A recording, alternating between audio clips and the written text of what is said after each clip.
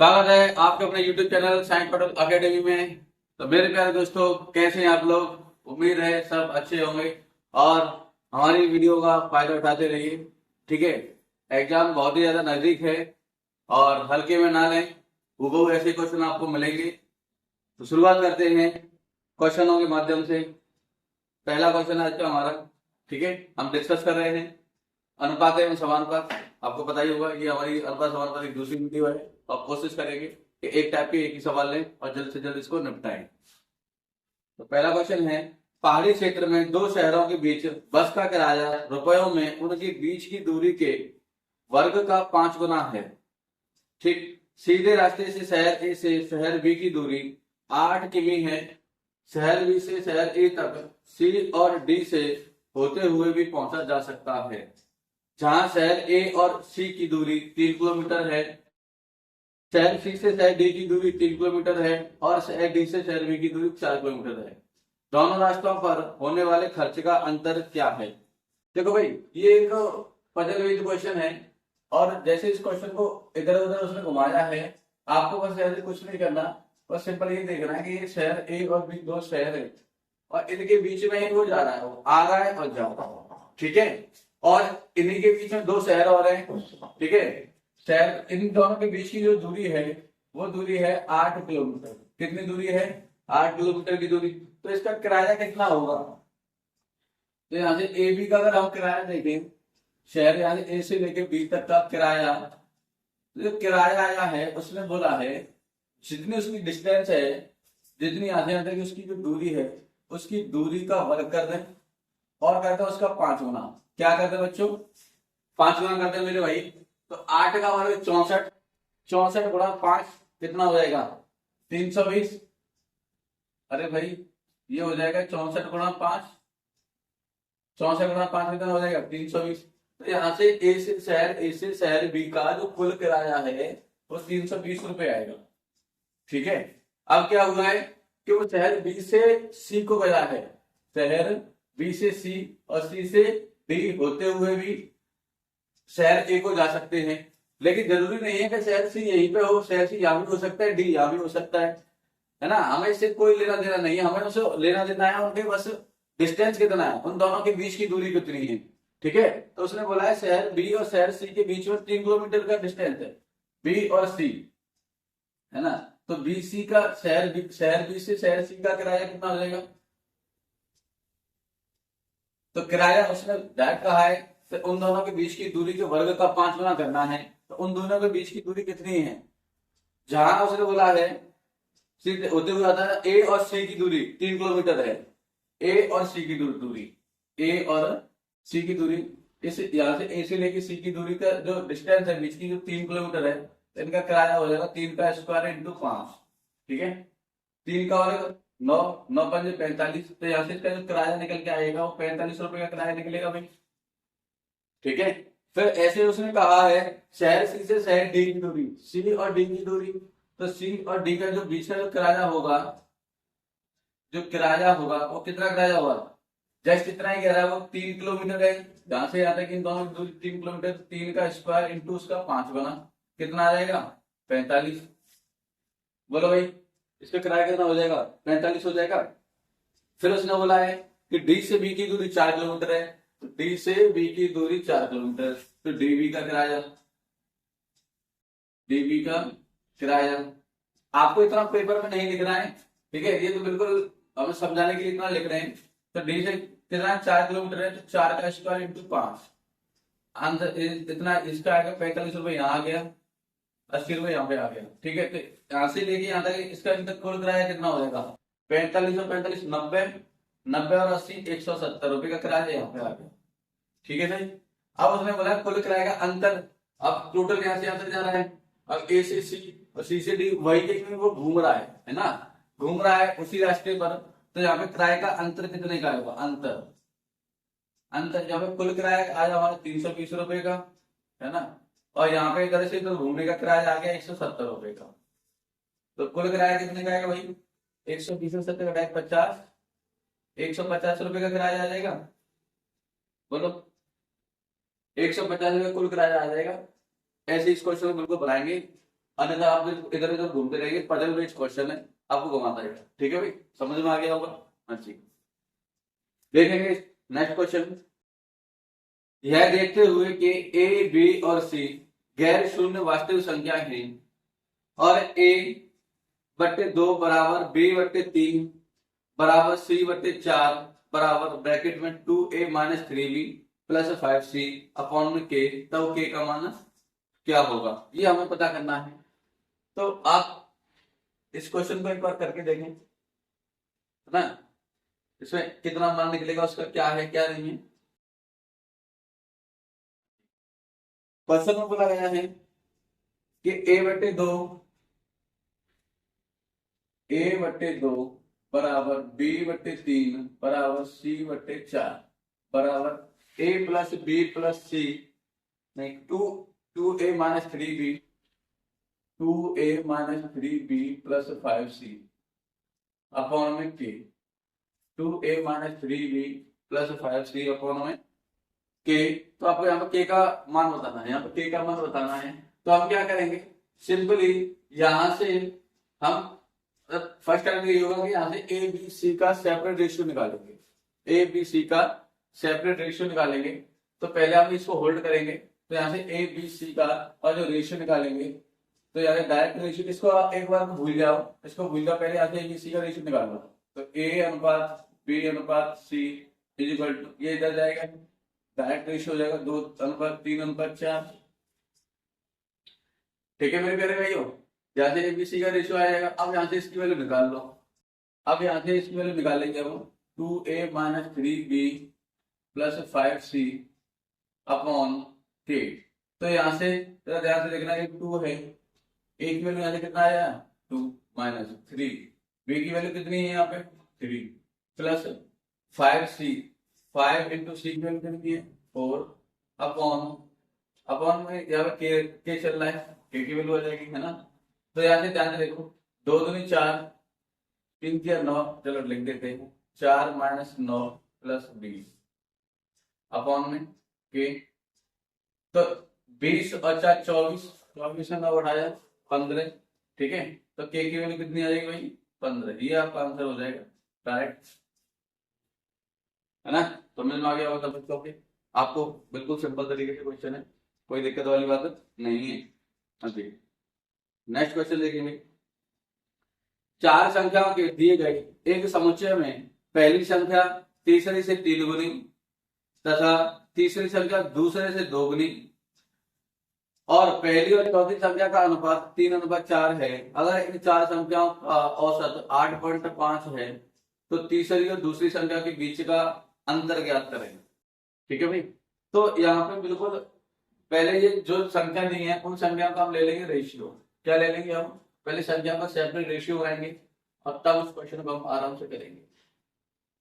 ठीक है, तो संख्या कितनी है 4, पहले 4 संख्या लिख लो, पहली संख्या, दूसरी संख्या, तीसरी संख्या और ये चौथी संख्या।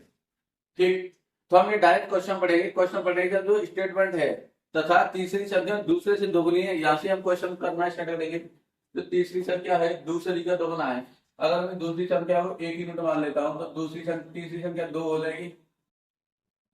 अगर हम दूसरी संख्या को 1 यूनिट मान लें तो तीसरी संख्या 2 हो जाएगी। ठीक है, क्योंकि उसने बोला है तीसरी संख्या पहली का दोगुना है। फिर ज्यादा रिपीट होकर पहले वाले स्टेटमेंट पे उसने बोला पहली संख्या तीसरी से 3 गुना है, तो पहली संख्या तीसरी का 3 गुना कितना हो जाएगा यहाँ पे 6। ठीक है जी, अब आगे फिर नेक्स्ट पढ़ते चलेंगे। उसने बोला पहली और चौथी संख्या का अनुपात 3:4 है। पहली और चौथी संख्या, इसका पहली और चौथी संख्या का अनुपात 3:4 है। कितना है 3:4। तो देखो यहाँ पे एक पहली संख्या 6 है, यहाँ पे 3 है, तो इसको बराबर करने के लिए 6 के लिए 2 से मल्टीप्लाई कर देंगे। जब 2 से मल्टीप्लाई करेंगे तो 2 के 6, यहाँ पे 6 बन जाएगा। तो चौथी संख्या का रेशियो निकल के आ जाएगा यहाँ पे 8। चौथी संख्या का रेशियो निकल के आ जाएगा बच्चों 8 निकल के आ जाएगा मेरे भाई, है ना। बस ये हमारा रेशियो बन गया, पहली संख्या, दूसरी संख्या, तीसरी संख्या, चौथी संख्या का रेशियो बन गया। अब उसने कहा है कि चारों संख्या का जो रेशियो है 8.5 है, तो तीसरी और दूसरी संख्या के बीच, तीसरी और दूसरी इन दोनों संख्या के बीच हमको अंतर लेना है। तो पहले यहाँ से देखो ऐड करके देखेंगे ना, 8 और 10, 11 और 6, 17, 17 यूनिट की वैल्यू 8.5, ये इसका औसत है। मल्टीप्लाई करते हैं 4 का तो इसका योग आ जाएगा। ठीक है, तो यहाँ से 1 यूनिट की वैल्यू निकालेंगे तो 17 पंजे 85, 5 और 20, 2 हो जाएगा। 1 यूनिट की वैल्यू 2 हो जाएगी। ठीक है, अंतर कितने का है, पहली संख्या और दूसरी संख्या में अंतर 1 यूनिट का है, तो ऑलरेडी आपका आंसर यहाँ पे 2 हो जाएगा। आंसर आपका यही 2 ही हो जाएगा। यही आपका आंसर होगा, ऑप्शन नंबर ए आपका ये आंसर है। ठीक है, हाँ जी। नेक्स्ट क्वेश्चन देखेंगे। क्वेश्चन में बोला गया है 4 मित्र ए बी सी और डी कुल पैसा आपस में इस प्रकार बांटते हैं कि ए को बी से 1 रुपए कम मिलता है तथा सी को डी से 5 रुपए ज्यादा मिलते हैं तथा डी को बी से 3 रुपए ज्यादा मिलते हैं। किसको सबसे कम रुपए मिलेंगे? तो यहाँ हमें देखना है सबसे कम किसको मिल रहे हैं। देखो उसने बोला कि ए को बी से 1 रुपए कम मिलता है, तो ए है उसको बी से 1 रुपए कम मिलता है। ठीक है सर, फिर नेक्स्ट स्टेटमेंट उसने बोला है सी को डी से 5 रुपए ज्यादा मिलते हैं, तो सी को डी से 5 रुपए ज्यादा मिलते हैं। ठीक, तथा डी को बी से 3 रुपए ज्यादा मिलते हैं, डी को बी से 3 रुपए ज्यादा मिलते हैं। जैसा कि यहाँ पे आप ऑब्जर्वेशन करना पड़ेगा। ठीक है, यहाँ पे फाइनल वैल्यू नहीं निकालनी है किसका को कितना रुपए मिला, हमें ये देखना है कि यहाँ पे ए को ज्यादा मिल रहा है, ए को कम मिल रहा है, किसको मिल रहा है, बी को मिल रहा है, सी को मिल रहा है, डी को मिल रहा है।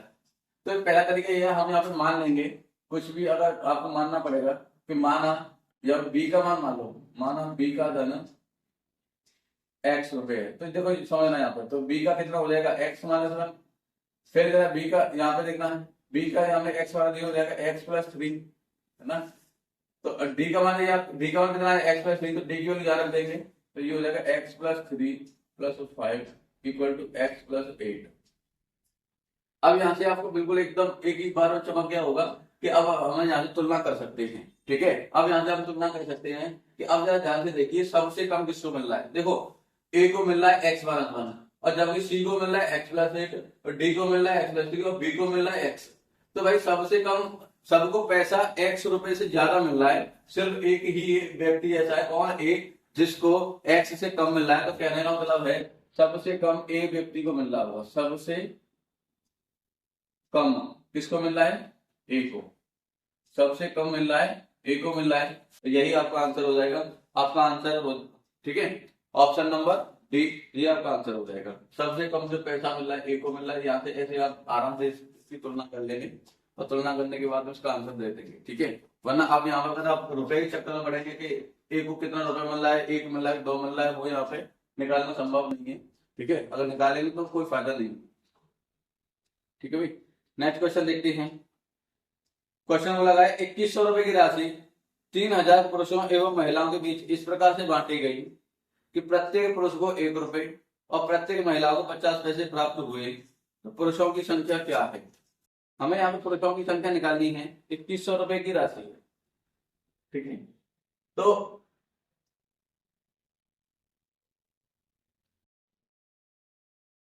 देखो यहाँ पे महिला एवं पुरुष है, तो अगर एक महिला को, अगर हमें मेल है एंड फीमेल है, अगर मेल को 1 रुपया मिलता है तो फीमेल को मिलता है मतलब 50 पैसे मिलते हैं। 50 पैसों को रुपए में चेंज करेंगे 0.5, है ना, रुपए में वैल्यू 0.5 हो जाएगी। और कुल जो पैसा है 2100 रुपए है, और 3000 लोगों में बांटा गया। 2100 रुपए को 3000 लोगों में बांटा गया है। ठीक है, 2100 रुपए को 3000 लोगों में बांटा गया है। तो अब मुझे बताइए कि सबके बच्चे हिस्से में कितना कितना आएगा? 2100 रुपए को 3000 पुरुषों के महिला, तो 2 जीरो से 2 जीरो काटो, 3 से काटा हमने 10 बार, 3 से काटा 7 बार, तो ओवरऑल जो वैल्यू आएगी 0.7 यहाँ पे आ जाएगी। ठीक है, हम इस क्वेश्चन को एलिगेशन से करेंगे। एलिगेशन से बेहद सिंपल तरीके से क्वेश्चन हो जाएगा, जहां से हमें मेल और फीमेल की रेशियो निकल के आ जाएगा। ठीक है भाई, तो एक में से 0.7 माइनस करेंगे 0.3 आ जाएगा, यहाँ से 0.2 आ जाएगा, है ना। तो यहाँ से जो मेल और फीमेल का जो रेशियो है ये निकल के आएगा। तो यहाँ से पॉइंट गया, तो रेशियो हो जाएगा 2:3।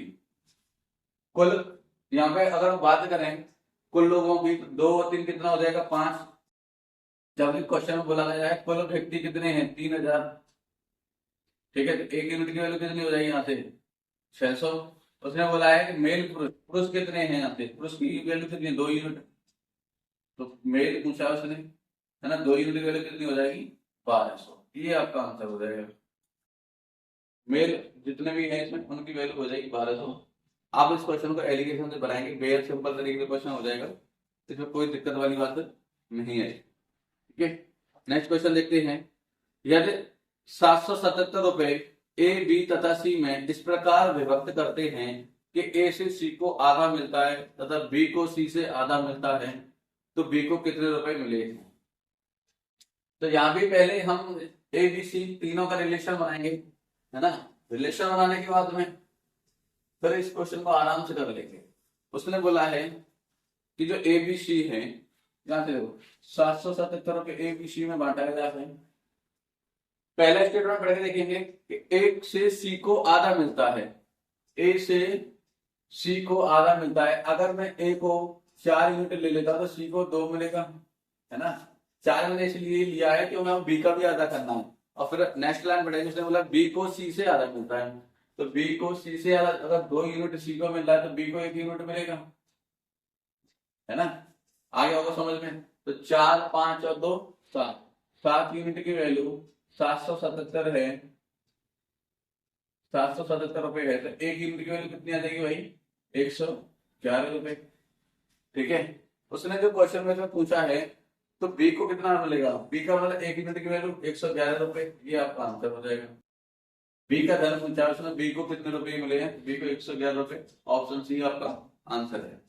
ठीक है भाई, बेहद सिंपल क्वेश्चन है, ऐसे ही आपको क्वेश्चन करने, ज्यादा हड़बड़ी नहीं करनी है। ठीक, अगर भाई आपको हमारी वीडियो पसंद आ रही है तो लाइक करें, शेयर करें, ठीक है, और सब्सक्राइब करें, कमेंट करें, ठीक है, और इन वीडियो का फायदा उठाएं, देखें इनको। बहुत ही सिंपल वाले क्वेश्चन। नेक्स्ट क्वेश्चन देखेंगे। एक व्यक्ति प्रतिमाह 40 रुपए अधिक बचाने का निश्चय करता है। यदि वह प्रथम माह में 40 रुपए बचाता है तो उसकी बचत कब 2000 रुपए की सीमा पार कर जाएगी। देखेंगे भाई, ये बेहद लॉजिकल क्वेश्चन है, लॉजिकल का बेहद सिंपल क्वेश्चन है ये आपको बिल्कुल घुमा के रख देगा। देखो, एक व्यक्ति जो 40 रुपए अधिक बचाने का निश्चय करता है, पहले दिन उसने 40 बचाएगा, तो अगले दिन 40 और बढ़ा लेगा, कितना बचाएगा वो 80 हो जाएगा। फिर अगले दिन और बढ़ा दिया, कितना बचाएगा 120, और डॉट डॉट डॉट ऐसे वो कह रहा है कि उसके पास पैसे कब 2000 से ज्यादा होंगे, 2000 से ज्यादा, है ना, कब उसके पास 2000 से ज्यादा हो जाएंगे। तो यहाँ से ध्यान से देखेंगे, ये हमारी जो एक सीरीज बन रही है इसको हम बोलते हैं सीरीज एपी। ये क्या बनना है हमारे पास, एक अर्थमेटिक प्रोग्रेशन, एक सीरीज बन रही है, समांतर श्रेणी बन रही है। ठीक है, समांतर श्रेणी में हमें यहाँ पे निकालना है कि कब, मतलब पदों की संख्या, कि उसके कितने पद हैं, यहाँ पर कितने टर्म्स हैं, कि उसका जो कुल घन है उसके पास 2000 से ज्यादा हो जाए। तो ध्यान से देखो बच्चों, इसका एक फॉर्मूला होता है, हम उस फॉर्मूले से डायरेक्ट निकालेंगे। ठीक है, जब एक फॉर्मूला होता है योग का, तो S n is equal to n by 2 bracket में 2a plus n minus 1 into d. ठीक है, तो यहाँ पे a जो होता है, a दैट इज a होता है फर्स्ट टर्म, तो a की वैल्यू क्या होती है यहाँ पे 40 हो जाएगी फर्स्ट टर्म, है ना। और कॉमन डी होता है कॉमन डिफरेंस, इन दोनों का अंतर ये हो जाएगा 40। ठीक है, ए होता है फर्स्ट टर्म 40 आ गया, डी की वैल्यू जो होती है कॉमन डिफरेंस होता है। ठीक है, a2 माइनस a1 करते हैं, तो इसमें 2 वाले से इसको हटा के 40 आ जाएगा, इसमें से इसको हटा के वो 40 हो जाएगा। ठीक है, अब यहाँ से देखेंगे, हम यहाँ से निकालेंगे n की वैल्यू, हमें क्या फाइंड करनी है, यहाँ से n की वैल्यू फाइंड करनी है।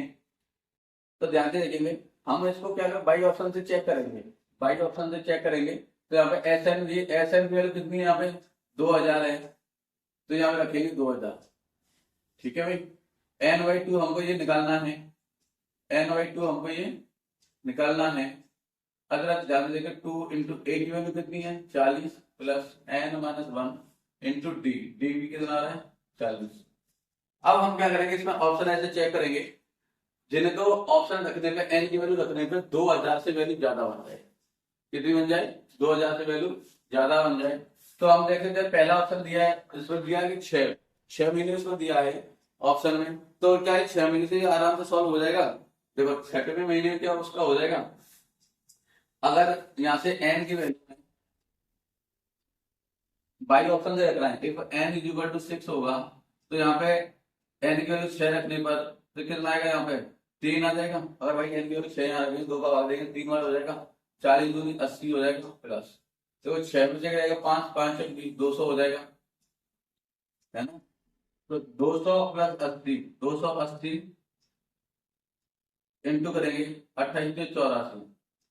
ठीक है, ये कितना नहीं बैठा, हमें आंसर आना चाहिए, जीरो बहुत ज्यादा हो गया, आंसर 2000 से जस्ट बड़ा आना चाहिए। ठीक है, आंसर 40 दूनी 80, 40 6 में देगा 5, 5 200, 280, 2884, हाँ जी 8400, ये बहुत ज्यादा हो गया, 8400 840 आएगा, 840, है ना। 840 2000 से कम है, तो कहने का मतलब यहाँ पे ऑप्शन सेटिस्फाई नहीं कर रहा है।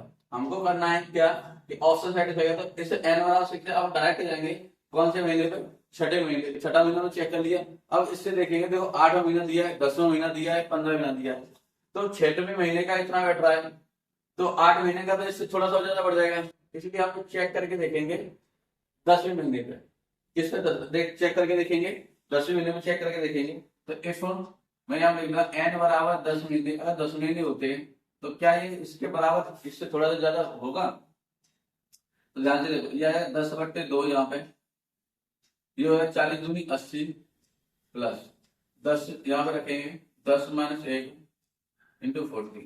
ठीक है, 2 से काटा 5 बार, यह आ जाएगा 5, 80 प्लस 10 में से 9, 9 पंजे 45, 450, तो ये कितना हो जाएगा, ऐड कर लो, 5 का 40, 400 ये हो जाएगा प्लस 45 का बड़ा इसमें करेंगे, अरे 0, 25 की 5, आखिर 2 5 20 और 2 22।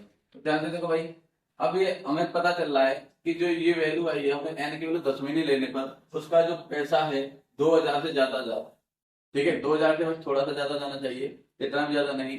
ठीक है, तो हम ये कहेंगे कि ऑप्शन के थ्रू आपका जो ऑप्शन है, बाई ऑप्शन से हमने चेक कर लिया, तो आपका ऑप्शन नंबर सी है उसका 10 महीना, ये 10 माह वाला सही हो जाएगा।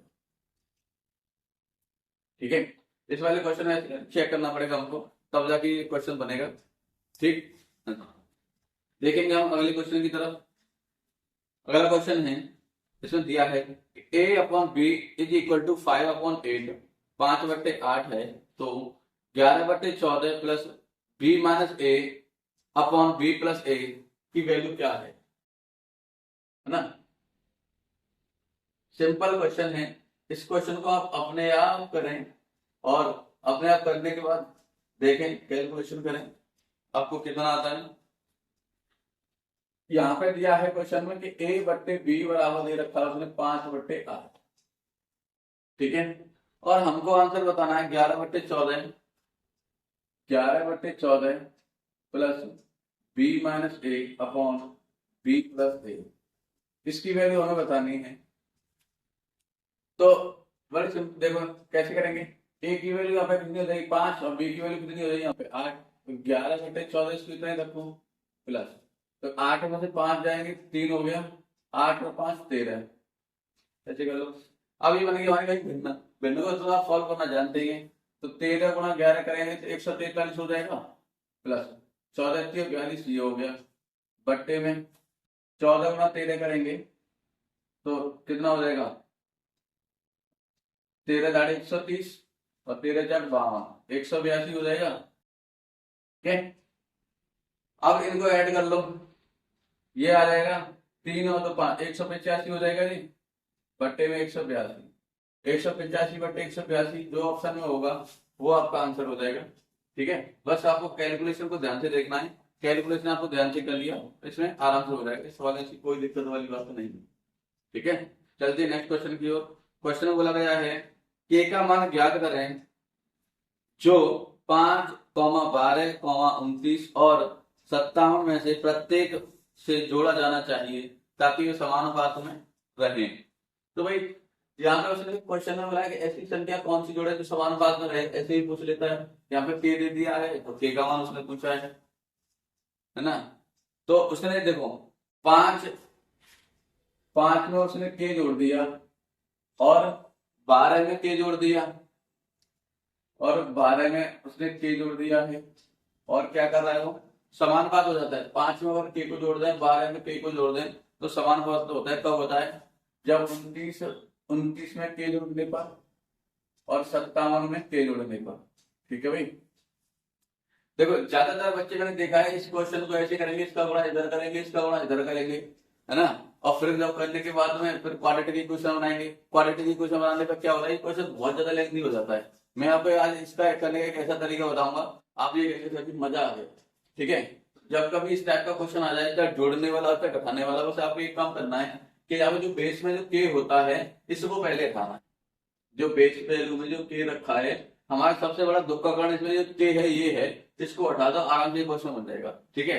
ये कैसे होगा? ये होगा ऐसे कि जो अंश में जो वैल्यू रखी है न्यूमरेटर में वैल्यू, उसको मत छेड़ो, उसको सेम ऐसे ही रखो। अब हम क्या करेंगे, इसमें से इसको हटा दो, इसमें से इसको उठा देंगे। इधर ध्यान से देखो ना, एक बार पूरा करके बता रहा हूँ। माइनस ये 5 प्लस के ऐसे हो जाएगा। ठीक है।